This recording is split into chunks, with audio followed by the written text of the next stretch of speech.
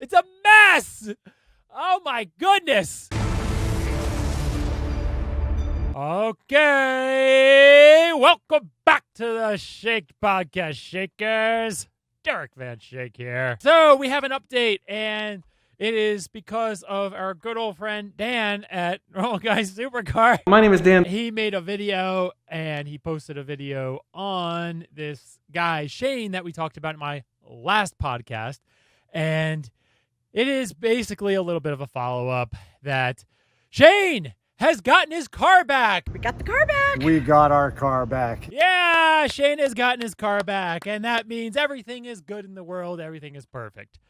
Nope, not quite, right? Not quite at all. That's not how these things work, unfortunately. I wish that was the case, that Shane got his car back, and then, we can live all happy lives, and everyone else is perfectly fine now. No, that's not exactly how these types of crimes work. So what ended up happening is that Shane seemed to have been making a lot of noise through Mr. Normal Guy Supercar channel. But this helped us gain the leverage. Also on social media and getting a lot of attention. This guy would just slip by every time. To settle that and make it look like, oh, well, you see, everyone was made whole and everything is perfectly fine now. So clearly, CNC Motors is not a scam. What typically happens in these types of frauds, if this is actually a fraud, which I personally believe it is that they try to settle everyone that's making a lot of noise. Maybe use cash flow that they're getting from customers that are stupid enough to continue to consign with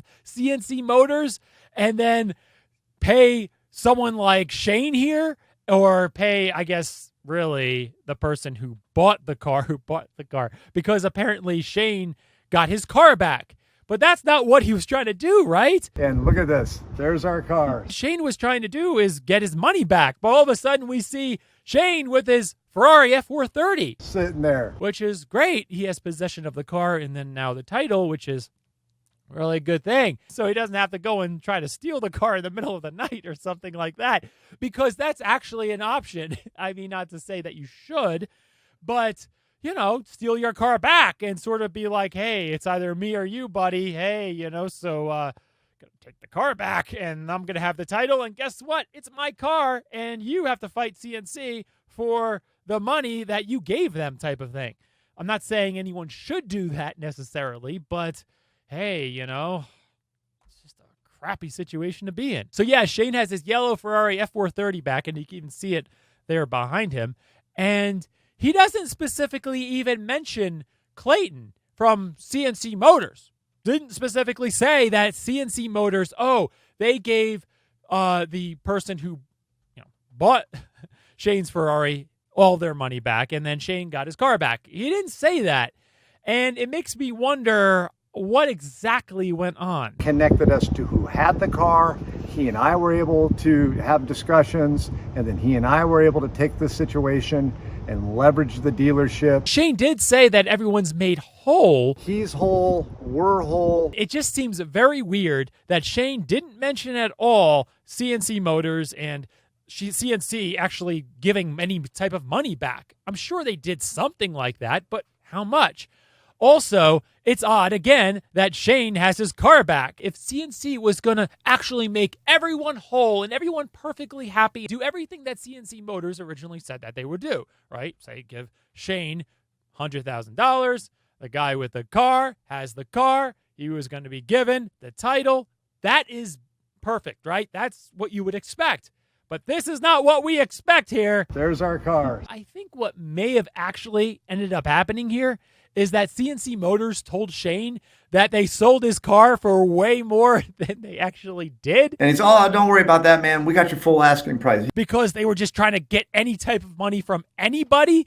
So maybe, Shane wanted $100,000, make it simple. Shane wanted $100,000 for his Ferrari F430. CNC Motors is cash strapped and they need to pay off previous customers, and because they're crying and they're yelling and got to pay off some people. And what CNC Motors probably ended up doing was selling Shane's car at fire sale prices.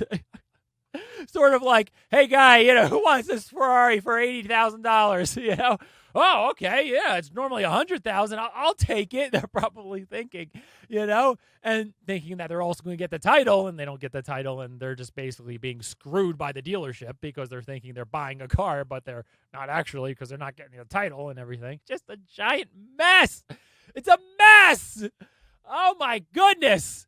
Yes, Shane gets what he wants, and that's all great for Shane. I'm very happy for him personally, but the reality is that it's a crappy situation. It is a crappy situation, and it doesn't look very good that, a lot of other people are coming forward now. The Porsche was titled in Florida by the new owner, so Clayton forged my signature to sign off the title. I consigned the car back in 2018, yes. Another guy made a video on his channel. I can show a little clip of it here. I had bought a car from CNC Motors. I do not have that car in my possession. I also don't have the title or registration in my possession. He made a video saying, hey, I bought a Ferrari for 360 Modena. It was really in bad shape when he got it. He wasn't told that. I'd be in 6th gear, and then it would pop out, like it'd go into neutral. And then he sent it back to them. So they offer to pick up the car, sent a truck over to pick it up. They're going to diagnose it and then fix it. I don't hear anything back. They're probably trying to sell it and peddle it to somebody else. I mean, really? There seemed to be that kind of dealership. So you send your car in for service, and then they're just going to go and peddle it to somebody else. It sounds like unbelievable, right? But yeah, it seems to be that kind of dealership that would do that. This happened quite recently, I think in the past month or two. The middle of March. So this is not like, oh yeah, this was all happening, late last year in 2020, and they're trying to get things in order and everything's better now with CNC Motors. Apparently not. If the fraud continues and doesn't stop now, it will naturally grow and grow, and the number of victims will be more and more and more. That's how these things work. So maybe the present victims, if the fraud continues, may be okay, which is maybe good for them, kind of like Shane. But you ask, hey, Shane, where do you think you got your money from? Shane got his money back, or got his car back, I guess, because someone else was defrauded. That's what I believe. And based on the number of victims, it seems to be the case. Exactly what happened. So it's sort of like left pocket, right pocket. Hey, Shane's made whole, but he just created another victim. Now, I'm happy for Shane, because at the end of the day, we're all individuals here, right? We all care about our own money, and hopefully that other victim can weasel a few dollars out of Clayton, all right? When he's trying to get money out of Clayton. Because he was now defrauded, because he's probably a new victim in all this now. So we have another victim, It's just constantly like this, constantly. It's just terrible, terrible. Gosh, I hate these things. I used to watch American Greed nonstop. It used to be my favorite show. In this episode of American Greed. Because it always fascinated me on how sleazy some people are, and to make sure that I don't get defrauded. Because if you're not familiar about how Ponzi schemes work and that people do this type of thing, really scummy, shitty people that do this type of thing, maybe like a financial advisor would say, hey, give me your retirement and I can give you a 20% return. And you think, whoa, 20% return? Guaranteed? You can guarantee that? Guarantee 20%. Then after you give all your money to that person, what do you think happens the first month when the 20% payments due?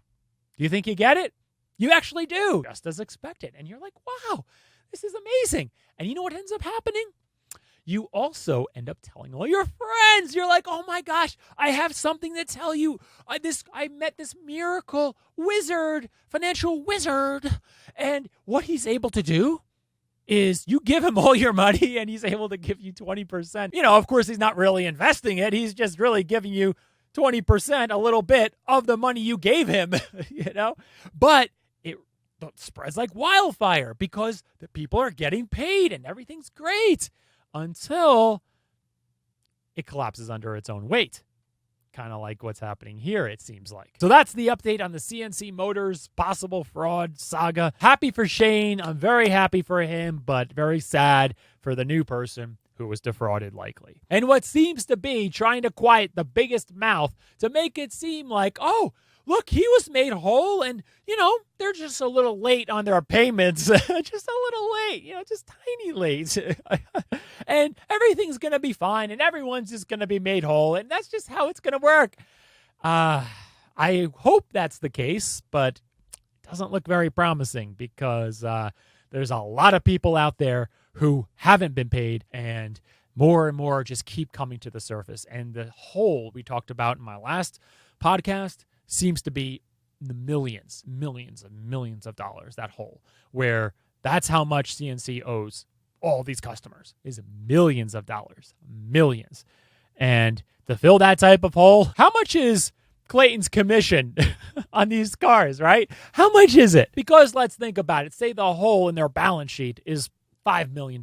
How is someone like Clayton going to get $5 million over the course of even just a couple months, even a year? $5 million? You know how much they make on commission of selling supercars? Not to mention all of the expenses of overhead of everything that they have,